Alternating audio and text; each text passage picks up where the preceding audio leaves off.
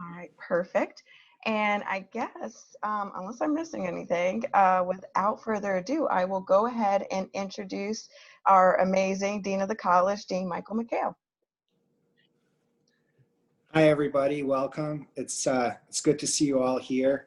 I think we're up around 100 participants, and more people are coming in. Again, I'd like to welcome you all. Michaela's only given me 2 or 3 minutes, so I had a long list of things I want to share with you, but I'll just hit the highlights. This fall has been pretty exciting in many ways, despite all the challenges we've been facing. The undergrad program got its 7th #1 ranking in the Chicago metro area from U.S. News and World Report. That's 7 #1s out of the last 9 years, so that's not too bad. And the great thing about these rankings is they drive enrollments. So while a lot of schools in the Midwest have been shrinking, over the last decade, our undergrad program has grown by 50%. And the grad programs have grown by 25%. At the campus level, UIC this fall was ranked 22 on the list of best public universities by the Wall Street Journal. So just to give you guys a little bit of perspective on what number 22 means in terms of the best public universities, this puts us ahead of a bunch of Big Ten schools. So Minnesota was 23, Ohio State was 25, Indiana was 26, Penn State was 28, and Iowa was 41. Not to pick on the Big Ten, but those are kind of our neighbors. The Wall Street Journal also had us in the top 10 of its best value lists.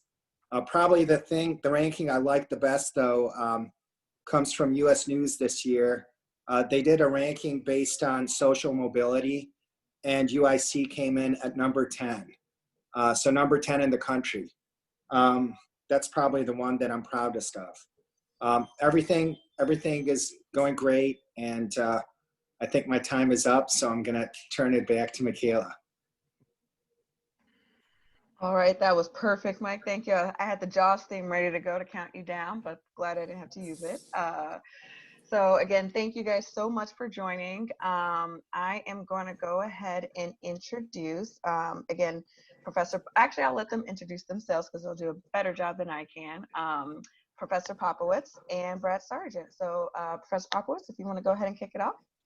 Hi, I'm Michael Popowits, 30-plus year faculty member at UIC, and I teach many things, but one of my favorite things to talk about and teach is what we're going to talk about today, which is fraud examination. And I frequently have a guest speaker, which is Mr. Brad Sargent, who I met 20 years ago in class.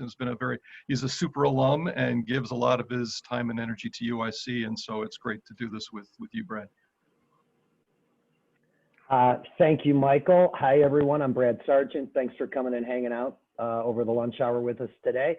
I attended and graduated from UIC as a non-traditional student over 20 years ago with a degree in accounting. And candidly, I had no idea what I was going to do with that degree in accounting. And a dedicated audit professor guided me to a firm, which within that firm, I found the forensic and fraud practice. And I consider myself just a really fortunate, blessed guy that I love what I do. And I am a very proud UIC CPA, as well as a whole bunch of alphabet soup after my name involving forensic accounting and fraud investigation. A lot of what I do entails testifying in courtrooms, and those credentials go a long way with providing some competency in front of a judge and or jurist. Great. Should we just get started, Michaela? Got the thumbs up. Okay. So this is the way we thought we'd start. We're going to break it up into two sections, a short section and a longer section. We're going to talk about occupational fraud, frauds done by people within the organization. Kind of as a public service announcement, I'll give you some vocabulary, some online tools in case you're not familiar with this topic. And then we're going to flip to the non-occupational frauds, which are the frauds, the threats from outside the organization. And Brad's going to be leading most of that. And we'll be in conversation and we'll see how it goes. We're going to have questions at the end. So Michaela will be gathering up your questions. We would take them during, but since Brad and I both like to talk a lot, we'd probably get stuck on some early slides and then never get to the later material. So it's safer if we keep ourselves disciplined and then just take those at the end. So occupational fraud, I strongly recommend that you go, if you're interested in this topic, to the ACFE, the Association of Certified Fraud Examiners. They've been around for quite a long time. They're a great organization. They provide training, they provide tools, and they certify fraud examiners.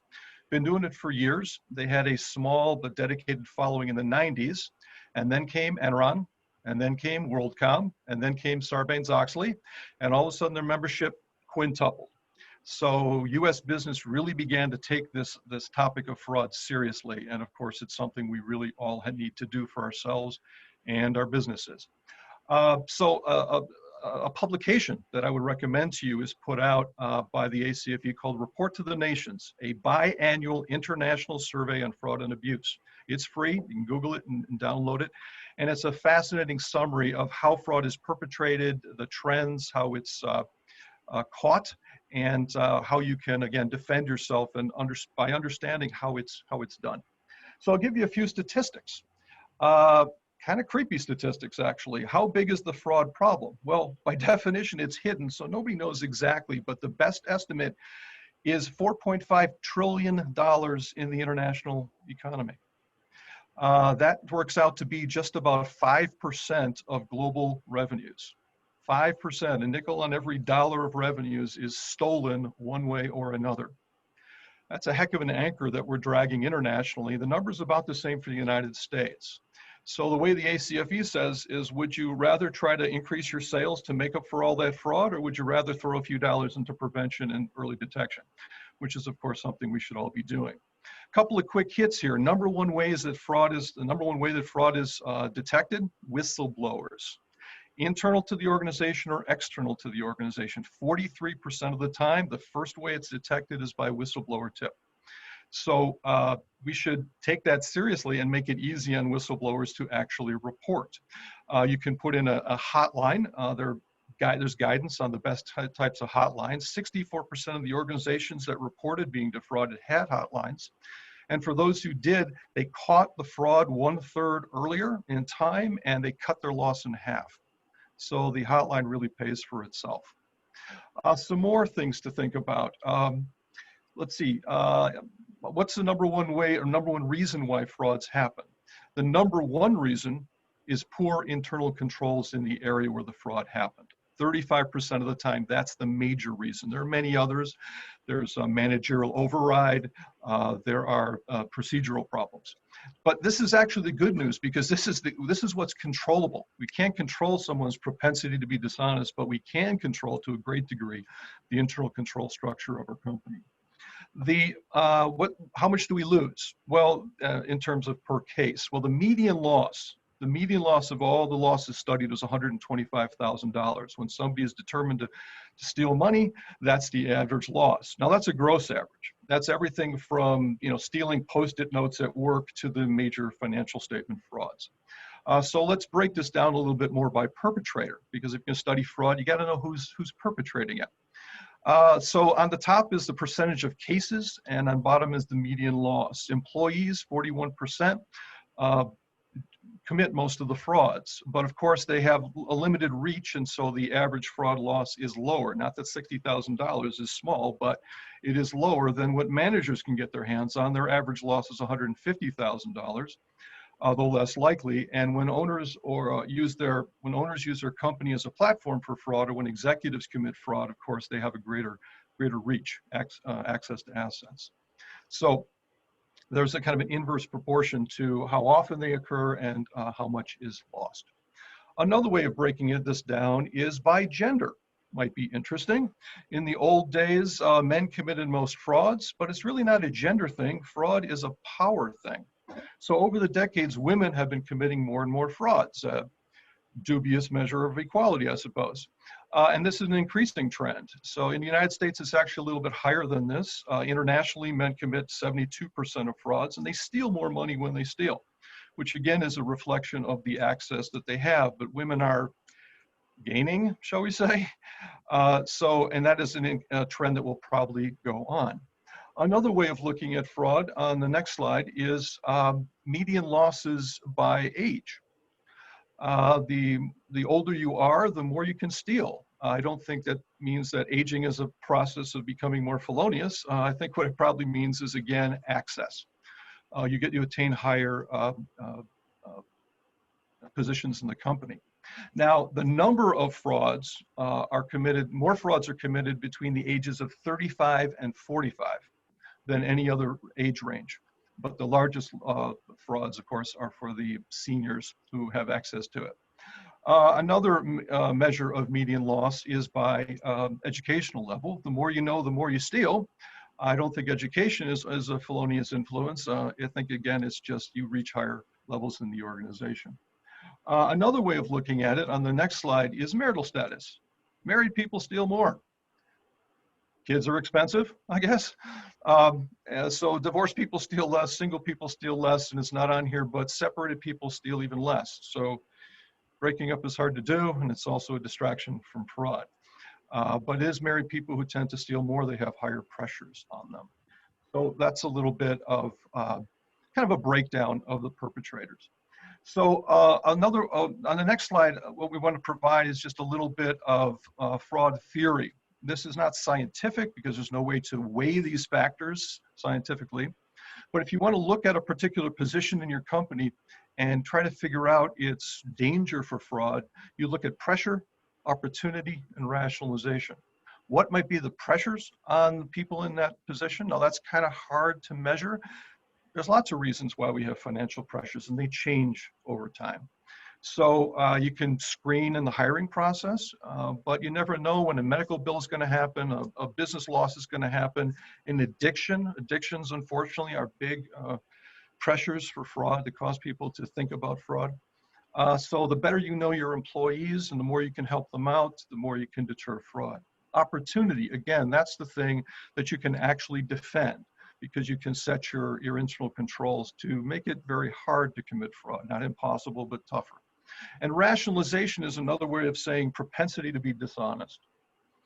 And again, you can only get a sense of this by checking references, when you hire people. But there are surveys that do examine the honesty of people in general. Honesty testing survey says about 30 to 35% of people are mostly honest. They just made a personal commitment to honesty in their life. About another 35, 40% are a little bit of the swing vote, which means under certain circumstances they might consider it. It's the last 20% we really got to worry about as organizations. Those are people who will commit fraud if they think they can get away with it in many places in life, in many areas of life. So again, it just kind of bolsters the argument that we really have to think about fraud. Not that we want to suspect everybody in our organization, but we have to have common sense fraud detection and fraud prevention procedures. I will refer you to this video. I believe the man's name is O'Reilly.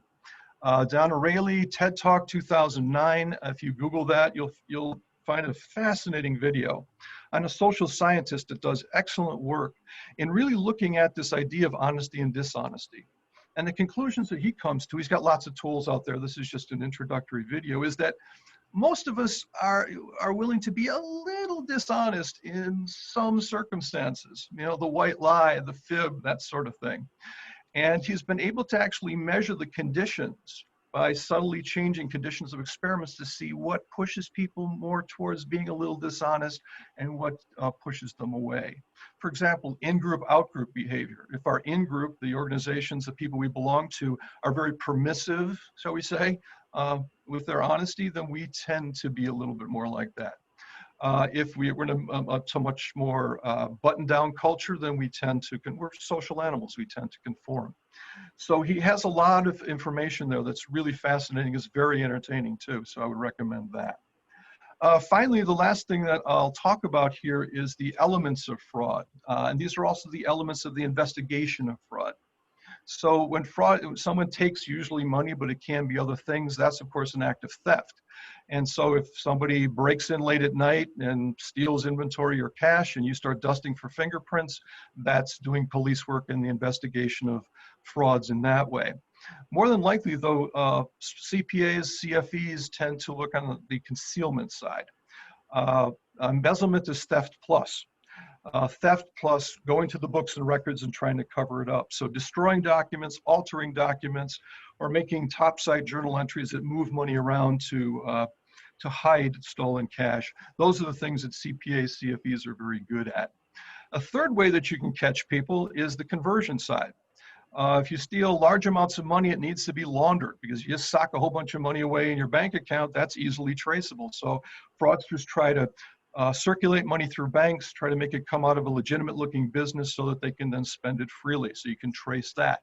Or if they steal things that aren't cash, like inventory, they have to fence it, they have to convert it into money. There was a recent case where somebody stole 50 cell phones from their employer because they sold cell phones. Well, what are you going to do with 50 cell phones? How many calls can you make? So they've caught him by looking up his nickname actually on eBay, and lo and behold, he was selling 50 cell phones on eBay. So another case where there was a company that they were stealing cash and covering it up by faking inventory. And they sold laptop computers, and they had boxes, and they fooled the auditors for a while by putting bricks in the boxes and then just piling them up. You had to actually open them up to see if they contained a laptop or not. Well, public record search in the state of Florida confirmed that there was a very expensive yacht, a Ferretti. I don't know if anybody here is a yacht fan. But it had a cabin crew of 3, and it went all around the world. And with docking fees and maintenance, that was about $1.5 million, which was the defalcation. So 3 aspects to fraud, 3 ways to investigate it. Take the most profitable and easiest way. So finally, the last slide that I'm going to talk directly to is the occupational frauds. We tend to break them up into types. Asset misappropriation is a nice gentlemanly term for money stolen in various ways. Corruption is when we use our particular involvement in a transaction for personal gain instead of following our fiduciary duties. And of course, financial statement fraud is changing financial statements. And those overlapping circles actually have meaning. What that usually means is fraudsters are using multiple means to commit their frauds. So I hope that just gives you a little bit of a summary and some online tools. And so what I'd like to do now is turn to the topic of non-occupational frauds, which are the threats that are coming in from the outside. And here's a short summary. And these have been increasing in the age of COVID. And Brad, let me dish to you and let you take it from there, and we'll see where we end up. Thank you, Michael. I'm throwing a little bit of a curveball at my PowerPoint assistant, and I'm going to ask that we back up really quickly and just take a quick look again at that fraud triangle, because I want everybody to look at this, because the way the professor described it is in normal times. Everybody knows, I'm state the obvious, we're living in some extremely unusual and abnormal times. So what does that mean? That means that the top of the triangle that we're looking at right now, pressure and stress, has never been higher. When you're talking about 10, 11 million people unemployed, really a major component. Now, the rationalization, bottom right component, this is what's really working right now. That if this is the one takeaway from today's session, I think it's a great takeaway.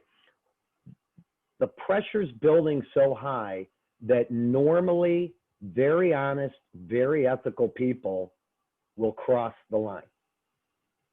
And it's not the criminals, it's not, as the professor said, that 20% who just are committed to being dishonest. It's the people that you worship with on the weekends, people you attend social clubs with, people you hang out with. As the professor gave the background, folks that look an awful lot like me, like him, like Dean McHale, are the people that have the opportunity to commit the really big, impactful, and as we accountants like to say, material frauds. And that's what's really unusual in the COVID-19 era. So what I want to do is take a very quick look at some of the types of frauds that impact us as individuals. And many of you may have said, wow, this has happened to me. I took this phone call, I got this text, I saw this email, my mom, my grandma, all that good type of stuff. Then I want to talk very quickly about the things we need to be watching out for in our businesses and the things we really need to be aware of in protecting our businesses as owners and operators and managers of business. So fraud testing schemes. There are bogus tests out there, which will lead to another fraud that we're going to talk about, where employees submit fake coronavirus test results. This is actually happening. The FBI has been called in to investigate it. People are dummying up positives on COVID or negatives on COVID for purposes of retaining their unemployment, for all kinds of reasons. And you can just imagine not only the financial damage that somebody presenting fake test results can provide, but the societal damage of spreading the disease and that sort of thing. Insurance scheme frauds. And again, these are the types of frauds that the bad people are out there. And understand, the bad people are, the best word to describe them is opportunists. They're going to take full advantage of our stress and our pain and our suffering. They don't need to rationalize who they are, how they are, and what they're doing. They sleep just fine at night, stealing as much as they can, as often as they can. And again, we're going to get to the people like us who can't sleep like that at night. We need a rationalization to live with why we're stepping over the edge and stealing or defrauding business partners, employers, loved ones. This is a big one that I am personally now starting to see in social media, in texts, in emails where I'm getting contacted. I'm seeing it in hard copy in my mailbox, both at work and at home. People soliciting dollars. Help us, help these poor victims, that we need this hospital, this medical group. Bogus, bogus, bogus, bogus. So what's my advice as a professional fraud investigator? You know, you got to kick the tires. You have to be willing to make phone calls, do some research. That is the second big takeaway from today's session is do your due diligence.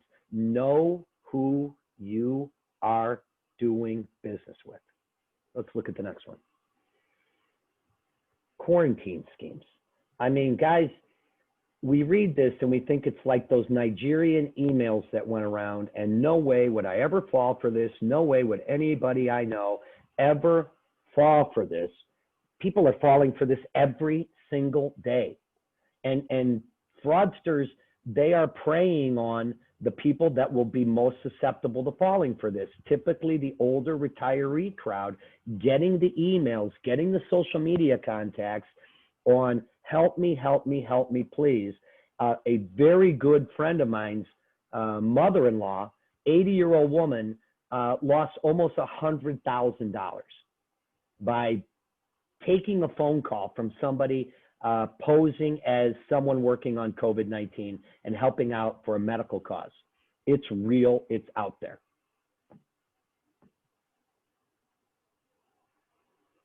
COVID prevention kits, okay?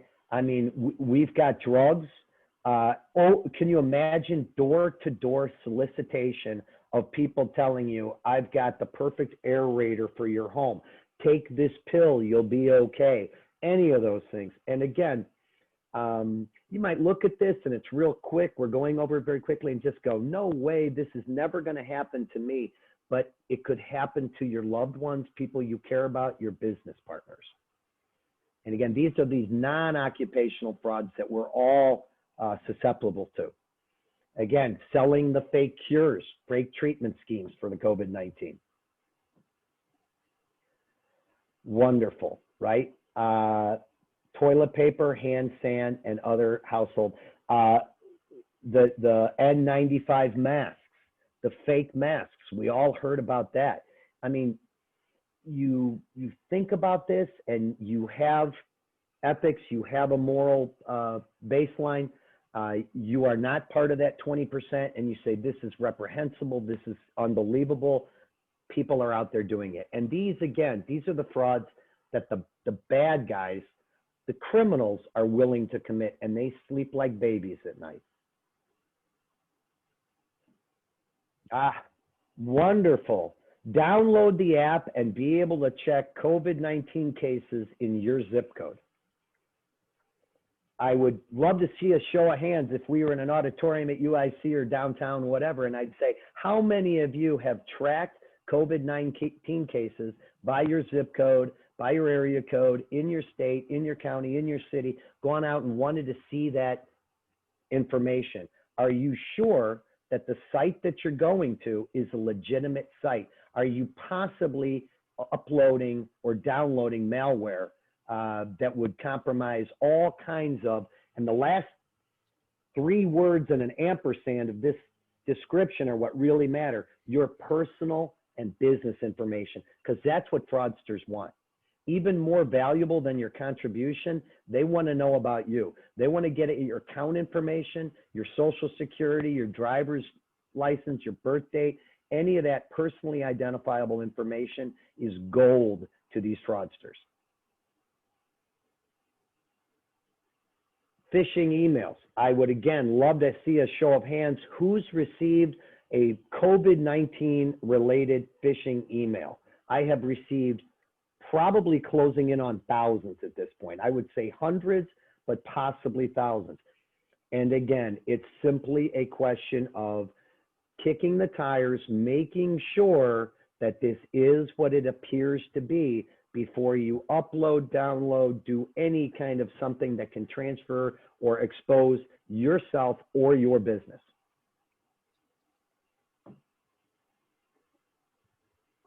Here, this is an unbelievable one, right? Somebody calling you up and saying, I've provided treatment to your friend or relative. Guys, fraudsters love social media. And those of you that are out there with open social media profiles, and I'm a baby boomer, obviously, I'm going to talk about Facebook. If your Facebook profile is open, think about how easily somebody could get on there and figure out who are all your connections, who are you liking, who's liking your stuff, who are your friends and family. And they're not stupid. They're not going to call you about your mom or your dad. They're going to call you about your, third cousin twice removed, so that you know the name, and they're going to say, yeah, they recommended that I talk to you. And I mean, people are falling for these schemes. And again, we're talking about fraud in the COVID-19 era. I wanted to make sure that we touched on all this stuff because it's so personal to all of us. But this is the business college, so we also want to get to the business stuff. This is just beyond reprehensible. I will share with all of you that we lost a loved one, an immediate family member to COVID-19 in July. And we were seeking arrangements that could be made. And I came across some less than reputable people that were literally out there advertising. When you Googled COVID funeral near me, things like that, you got all kinds of bogus people out there. Fraudsters are just as entrepreneurial as other business people. They try to identify a need and fill that need. And that's how they make their money. They're very opportunistic. And then of course, hey, come on, I'm going to get you. I've got the guys that have the next Moderna stock, the next Abbott Labs. We've got the cure. We're producing toilet paper. We're producing masks. Think of the high demand things. We all remember our local grocery stores, and you couldn't get any of these paper products. And people are literally out there calling folks saying that they have an opportunity for them to get in on the next big thing. Okay, now we're getting more into the business sort of related parts of these things. People telling individuals or businesses that we have bailout funds available for you, and we just need your bank information.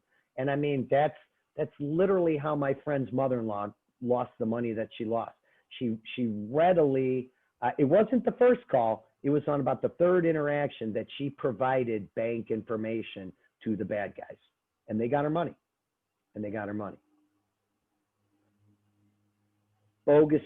Bogus stimulus checks going around. It is not hard at all for any type of forged. Listen, a high school freshman with the right software could create really real looking US Treasury checks. And the link, the great thing that you see, I mean, this is a text message link. Just click here. You know, please be super careful, super vigilant on anything you open, anything you click on. My rule of thumb is this: if you are even questioning whether you should or not, then don't. It's just that simple. If your internal red flag goes up, don't open it. Now, into the businesses, the loan schemes, the small business administration affiliated schemes, the payroll protection plan schemes that are out there. There are so many of these. This is what I see as a small business. I have a small consultancy. This is what's hitting my transom on a daily basis.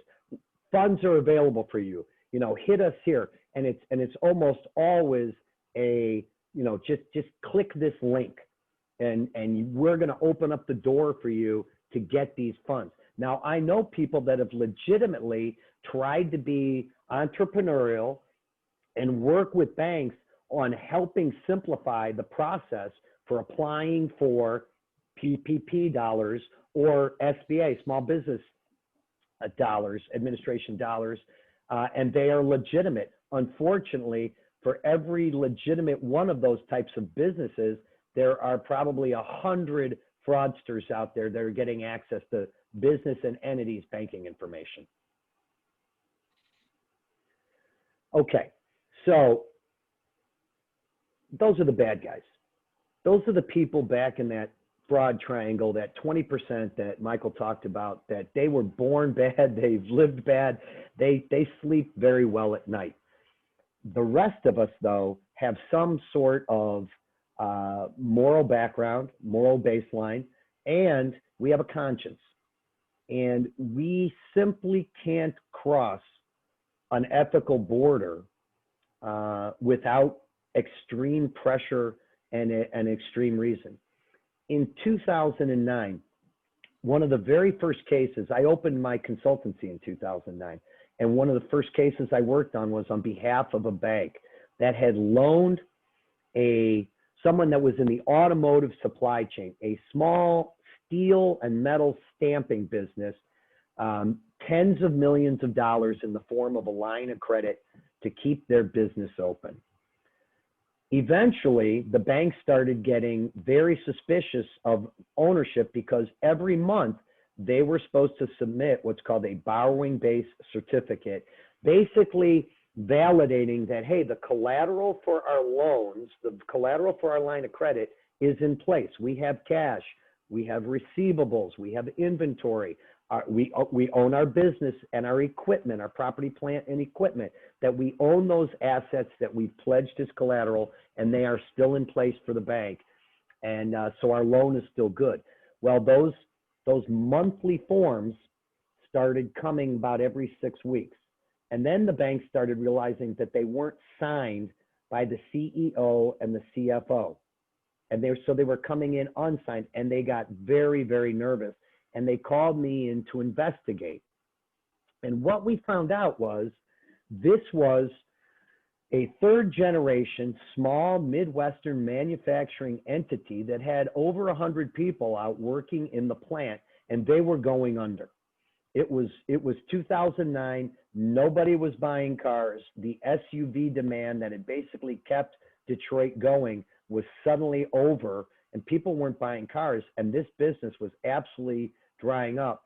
And the owner of the business made the decision to perpetrate a fraud on his lender in order to, yes, he lined his own pockets, no doubt, but he also kept his payroll, and he kept 30 and 40-year employees out in his plant, employed and working for months and months and months, all on the bank's dime.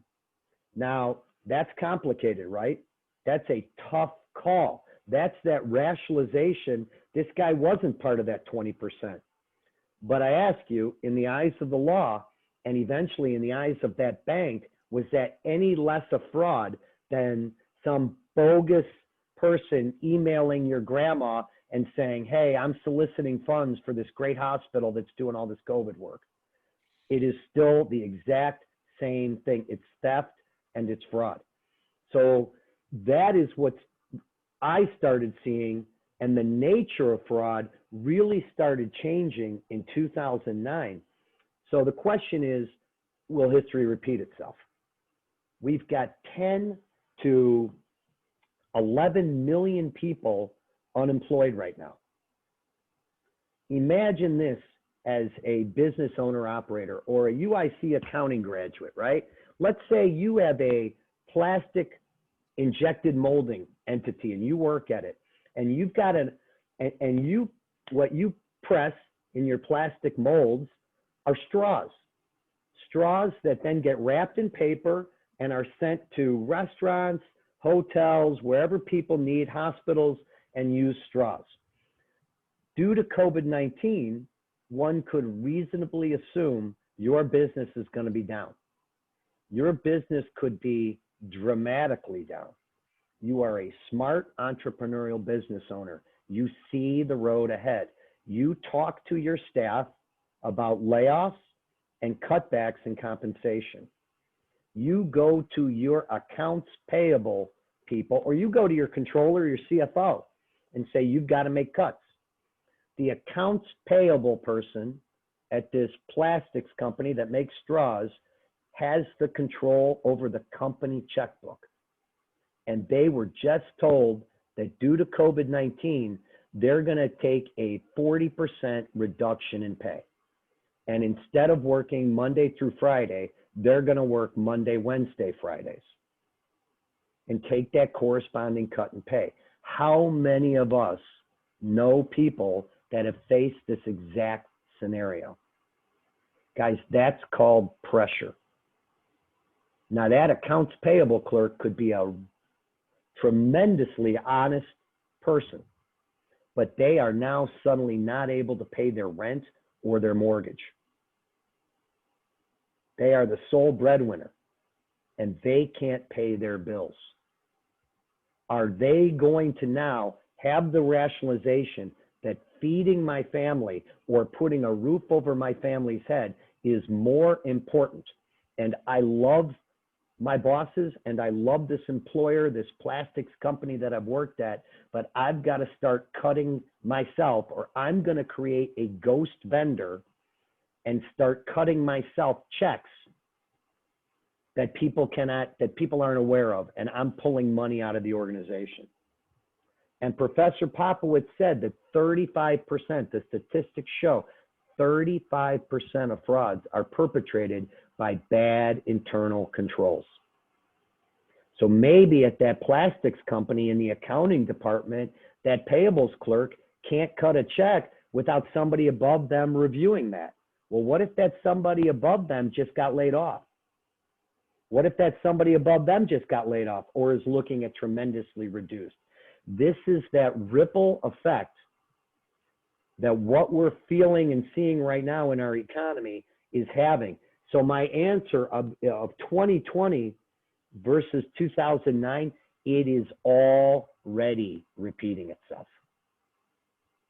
There is a tremendously enhanced level of fraud and bad, unethical acts occurring right now, far more than there were a year ago right now.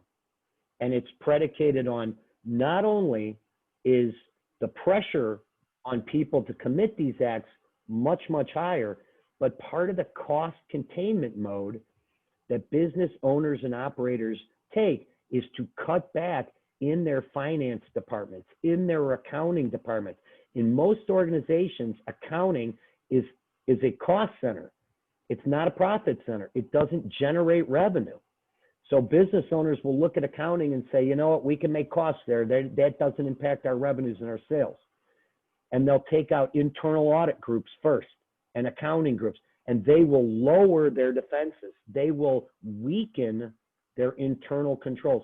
It's the perfect recipe for fraud. And if 2020 does repeat 2009, myself personally, and the numbers bear out, people weren't while all these frauds were being perpetrated, they weren't being investigated at the time. It takes a year to 2 years of a lag time before the real investigation, before those whistleblower hotlines, before, you know, auditors coming in and seeing things that don't add up, people coming forward and saying things are going wrong. And my prediction is the fraud investigation field is going to be a very growth industry, maybe not right now, but within the next 6 to 18 months. Things are really going to start percolating because people are doing these things, and it's just a matter of when will businesses become willing to investigate. In 2009, I had the GC of a Fortune general counsel, top internal lawyer of a Fortune 100 corporation tell me, Brad, I cannot go to my board of directors and propose $1 million investigation right now. They would have my head. I am choosing to ignore what is happening at 2 of our locations where our whistleblower hotline was indicating bad things were happening. Think about that. So for you all as business professionals, whether you are a student at UIC, whether you are a C-level officer in a major corporation or an owner and operator of a corporation, understanding how fraud happens is the first step in understanding how to not be part of it or how to not be victimized by it. So my personal take, my professional take is 2020 is already repeating itself. Candidly, I believe it's going to be worse than 2009 because 2009, when the bottom started falling out in the summer of 08, and most people mark the recession as starting when Lehman Brothers filed in September of 08 for bankruptcy, there was some visibility, and we all were aware of a bubble. COVID came up on us most unexpectedly. And we got hit sideways by this thing. And that's put people really under stress. People in their personal lives and businesses were not able to look forward and say, wow, I've got to cut costs. 40 million people going on unemployment in a 3-month period is just simply unprecedented. So again, keep in mind that fraud triangle and the pressure and the rationalization that's out there right now. The main way to prevent this for yourself personally, for your businesses, to know who you are doing business with. Know your business partners.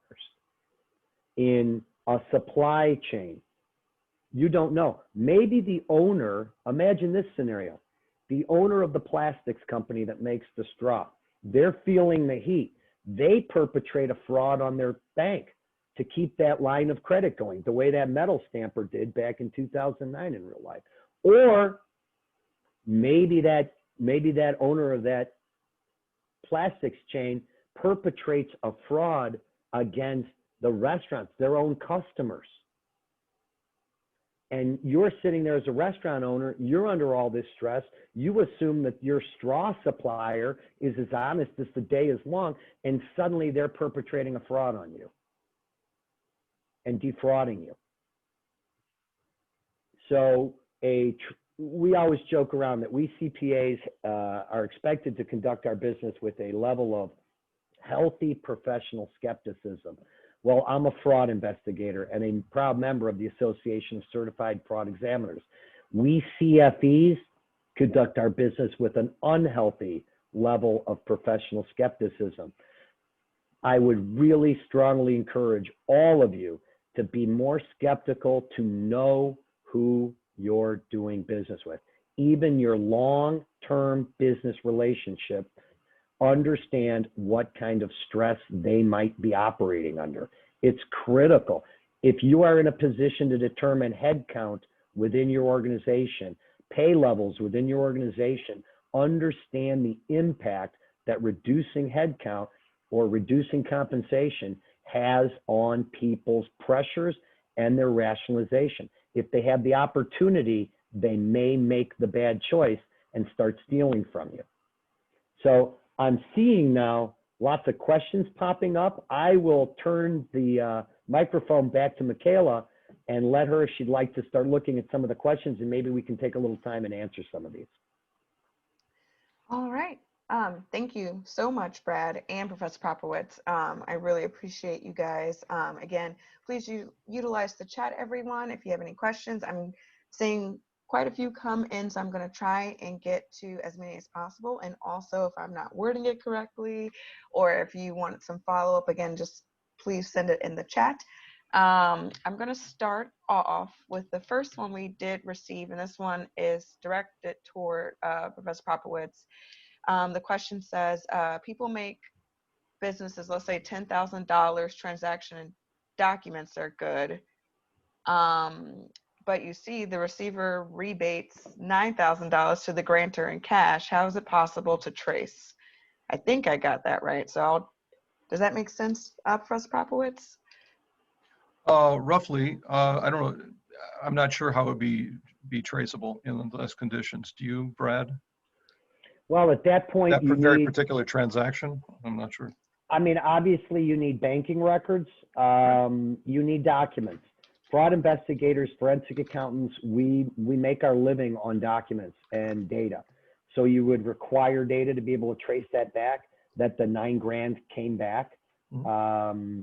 And you know, in the world, one of the things I say all the time in Professor Popowitz's fraud class is that if two or more individuals in an organization conspire and or collude to perpetrate a fraud, it can be almost impossible to detect it if they're the right two people.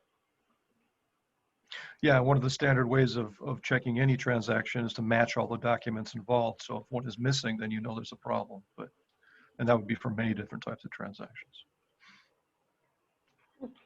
Perfect, thank you. What else do we have? Do we have happy ones? I feel like we're going to send everybody directly from this Zoom call to our therapist for depression. So if there are any happy ones. But it's just true that fraudsters like times of extremity. That is just true. We're in that now. Mm-hmm. I have one says, what classes would you recommend to take in order to get a clear understanding of the additional types of fraud that are out there? Classes at UIC or in general? It does not say. This is from Chevelle. Okay. Chevelle, if you don't mind clarifying. Well, I can just say at UIC, we have a limited number of classes in fraud. We're actually going to build out that area, but there are lots of classes that are available. And from the CFE, there's just tons of training available at pretty cheap prices. If you're a student, there's a student membership for peanuts, basically. And they want to get people into the profession, so they love to get students involved, and they make everything very cheap and easy for students. UIC in the grad program, we have the one basically overview class, a fraud examination. We're probably going to build a second one next year, but that's an overview class. But I would go to the CFE in the meantime for more targeted training. I would just chime in and say that all that alphabet soup after my name, all those credentials come with training and associations like the ACFE. And I agree completely with Professor Popowits that you could look at the American Institute of Certified Public Accountants, the AICPA. They have lots and lots and lots of content on fraud and fraud investigation.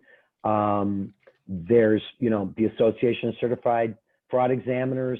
There are multiple organizations out there that provide continuing education, and you can be very topic specific and much like this session, get an hour of instruction versus, not to defray business away from my alma mater, but versus being in a class for a semester, you can go in maybe 1 or 2 hours, get something really specific if that's something you're looking for. And actually, a question just came in as a good follow-up to that. Someone asked, do you need a CPA to become a CFE? No. Perfect. Nope. Easy peasy. All right, and then another one. With all of the unemployment, have you been hearing about unemployment fraud affecting businesses? That's funny because my wife, my partner in my business, who is a certified fraud examiner, got a notice from the Illinois Department of Employment Security that her unemployment claim had been opened, and they even sent her a debit card. You can't make this stuff up. So yes, it's absolutely positively happening. And it will stun no one in this group to know that it took about 2 weeks for her to clean all of it up and do the extremely honest thing of, hey, you don't want to send me this debit card. This is a bogus claim. I mean, they literally put the funds in her hands, you know, that were obviously meant to go to somebody else. Maybe somebody's monitoring our mailbox. I don't know. But, you know, it's a good time to be a little paranoid. I'm not sure who said it. I've heard Churchill's credited with it, or Henry Kissinger, but even the paranoid have enemies, as they say. So it's not a bad time to be paranoid in most of your business transactions. Awesome. All right, for the next one. Does public or media alerts of fraud count as a formal whistleblower complaint that leads to investigation? Think of all the investigative articles the New York Times has posted in the last few weeks. Same for CPA and lawyers who are dropping quote unquote receipts of suspected fraud by government officials. So again, the question of that is, does public or media alerts of fraud count as a formal whistleblower complaint that leads to investigation? Yes, I mean, it's a whistleblower taking an outside means to report fraud, and usually this is another reason to have good internal reportings built in, or to have a dedicated third-party reporting system that a company can advertise to its employees. When employees feel like they have, or a whistleblower feels like they have absolutely no other recourse, they either bury it or they go public in that way. So I think certainly it counts, yeah. I would also add that in a published, you know, when you have a 1-800 hotline at a business, guys, I can't tell you how many businesses I've come in and investigated, and the 1-800 hotline is answered to and screened by the person who's committing the bad acts. That literally happens. That's real. You can't make that up. But, you know, that type of whistleblowing internally, that's usually a very reactive. Somebody's just had enough. The straw's broken the camel's back. I'm calling this in on this anonymous number. When we talk about published articles as whistleblowing, it's absolutely, it is normal to assume that there has already been a substantial amount of sort of forensic accounting that's been conducted. If a whistleblower calls up the Chicago Tribune, the New York Times, Washington Post, Wall Street Journal, you name it, Breitbart, whatever, CNN, they call somebody up and say, I've got a story to tell. They are going to make sure before they publish that story that there is some validity to it. So they will have done some investigating on that. Versus a whistleblower hotline, you know, that somebody can pick up the phone and make a call, and it's very reactionary. They may not understand the context of certain things that look bad to them that are totally okay. It's a different sort of whistleblowing. But again, if you see things in the published media, absolutely, it's been somewhat validated. So I would say there's a much higher degree of likelihood that there's meat on the proverbial bone to what you're reading about. So yeah, the characteristics of a good hotline include what Brad was referring to, which is independence. The reporter has to have assurance that they're not reporting to a potential perpetrator of fraud, that it's going to be somebody in the outside. Typically, it's a board of directors or it's a third party. So it has to be anonymous, has to be easily accessible, has to be independent, and there has to be some reasonable assurance of follow-up. Obviously, people can make false reports, so you can't guarantee that just because there's a whistleblower tip that it's necessarily a good tip, but it should be followed up, and the reporter has to have a reasonable assurance of follow-up. Otherwise, why should they bother, or why should they take a risk? And it's another reason why people might go to the outside, is they think, if I report it in this way, this is bogus. I don't believe it's actually going to happen, so I'm going to go outside. So. But to play out the scenario I described earlier for everyone, imagine you're an attorney that works at a big corporation in the office of general counsel. And in that office, there were 5 attorneys working, because it's a big corporation that's got all kinds of legal needs. And suddenly 2 of them have been laid off because of COVID-19 and the impact on the environment due to COVID-19. And you are suddenly told by your boss, not only are you now doing the work with 3 of you of 5, you're now told by your boss that, hey, you're going to be responsible for answering our 1-800 whistleblower hotline. You may not give that the attention that you normally would have if that were your responsibility before COVID-19. So it's this perfect storm of now more than ever, we need these protections in place, but those protections cost time, which is more valuable than money, and money. And right now, due to the stress and the lower revenues and the way our economy is moving, people have less of both to spend in corporate America. I just saw in chat a quick note from Carolyn Gomez. Hi, Carolyn. That in her organization, the reporting goes to the audit committee of the board of directors, which is one really good, valid way to do it. The university actually has its own entity within the university that handles these complaints. So it's either something like that, going to the board of directors, a special committee, or contracting with a third party. Those are the best choices. Awesome, thank you. I'll go ahead and do 2 more questions, but before I do, while I am saying one of the questions, I'm going to do a quick 2-question poll for everyone before everyone logs out. So if you don't mind doing that as I read off the last 2 questions that we have time for, that would be great. So I'm going to launch this just super quick poll right now. And in the meantime, so while that is, we got a really good one. The question is, currently the profession is discussing audit evidence obtained electronically due to the remote working environment. Any thoughts on detecting whether documents have been altered? As auditors, while we are not responsible for document authenticity, we do have to respond if we have concerns in this area. Michael, you want to jump in first? Yeah, that is rough. Yeah, technical problems often have technical solutions. I would have to refer to one of our friends who does e-discovery to see if there are tech tools that can actually run diagnostics on things like PDFs to see if they've been altered. But I actually don't know. That's a particularly tough area. Is the alteration of paper documents is a little bit easier to detect, but the alteration of electronic documents is tougher. But I bet that's a great question. I'm actually going to research that. I would suspect that there are very large packages of diagnostic tools that are so expensive that only really electronic fraud, people who do electronic fraud prevention can afford.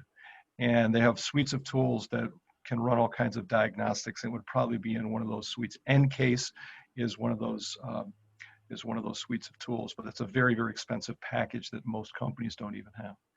But yeah, that's rough. And I don't have a really good answer for that.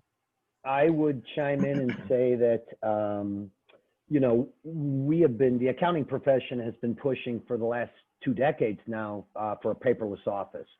So we are moving way, way away from paper, and almost all evidence nowadays goes back and forth electronically.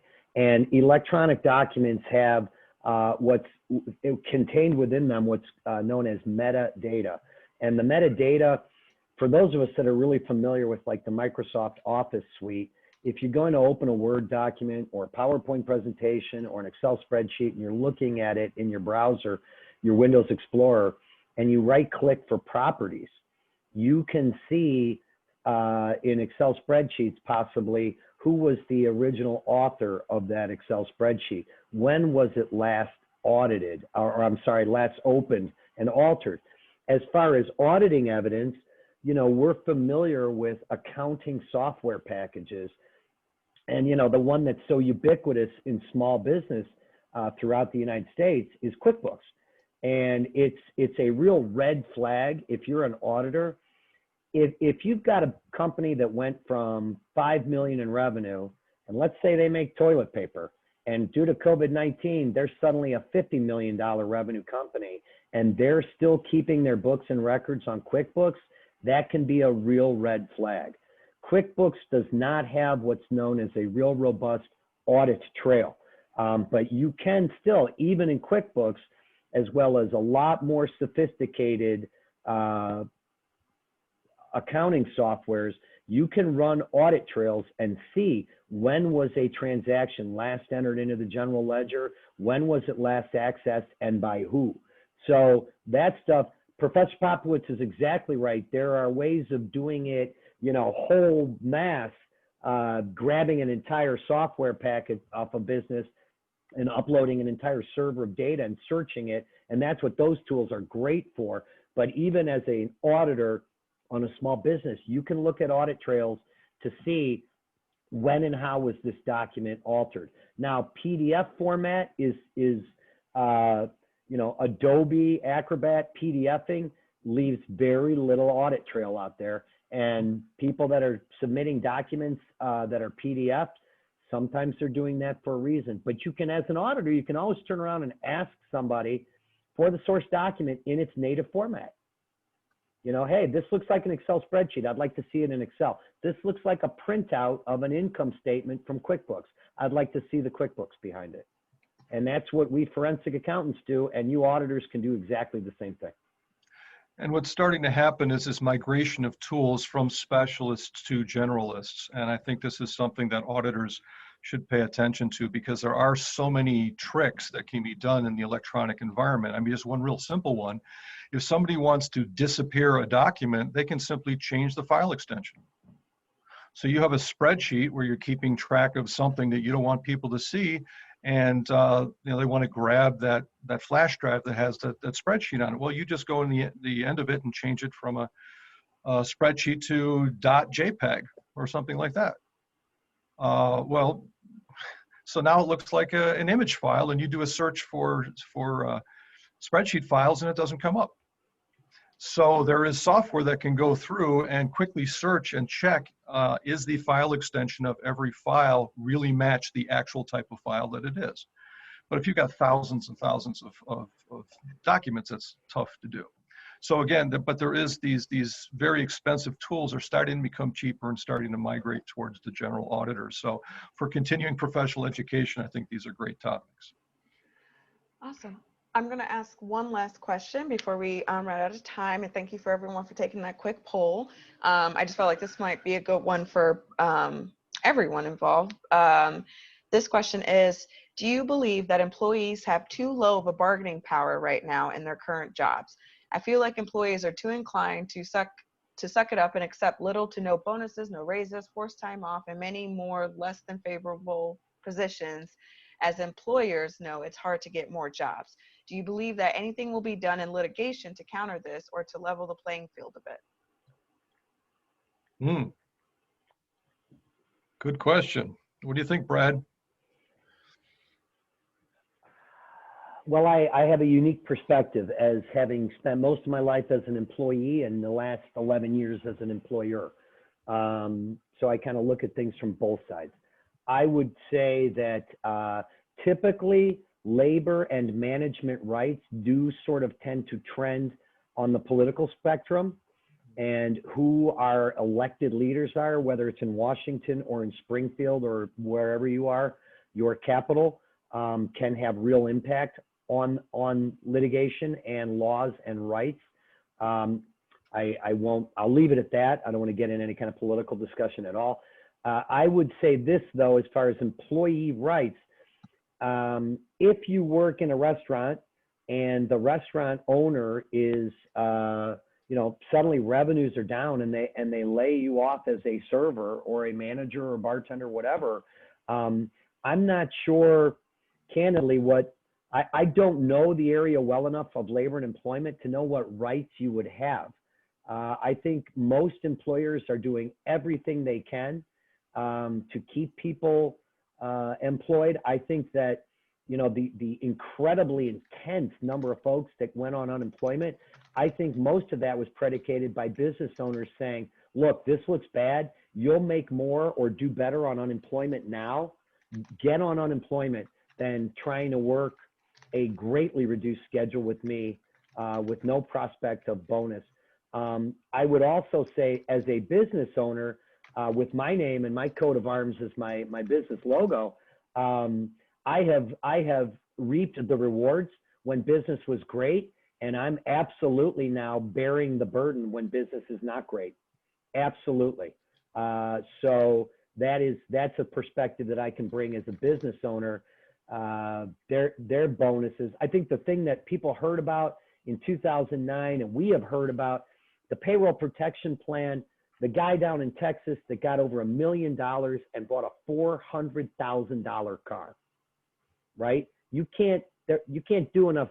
That guy can't be incarcerated long enough, as far as I'm concerned, and I'm sure most of employees. But that's sort of my perspective on that, and that's not much of an answer. I apologize.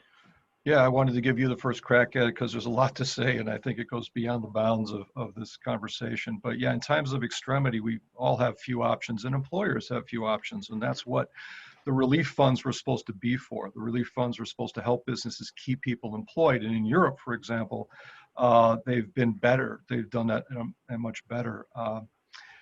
Yeah, again, a lot of the relief funds have been given, and in some cases, instead of keeping up people on, they did a stock buyback. So it depends upon the strings that are put on these packages, but of course, that's a very high level political discussion. At the low level, between an individual person and employer, you're kind of subject to the politics and the economy in the moment. And yeah, a lot of employees don't have good options. All right. I didn't mean to end on such a bummer, but thank you guys so much. You guys, amazing presentation. Again, thank you to everyone who signed on today. We really appreciate it. Again, this is the first in a series of events where we plan on trying to cover multiple different topics in multiple different fields, including finance, marketing, our new human HR, real estate, our new real estate program, things like that. So again, thank you so much. If you have suggestions for future topics, please go ahead and email me. I left my email in the chat. And please feel free to connect with either Professor Popowits or Brad. Their LinkedIn was further up in the chat as well. If we didn't get to a question that you had, again, apologies, but please email me and I can connect you to either party or both. And I think that's about it. So stay tuned for future events, like I said. And thank you so much. Oh, and this recording will be available hopefully within the next 5 days or so. I'll send an email out as well, and we'll try and get it on the website. So again, thank you so much, everyone, for attending. We really appreciate it. Have a good day. Stay safe, and yeah, don't get scammed. So thank you. Thanks, everybody. Professor Popowits. Thanks. Thank Good you. to see everybody. Thank you.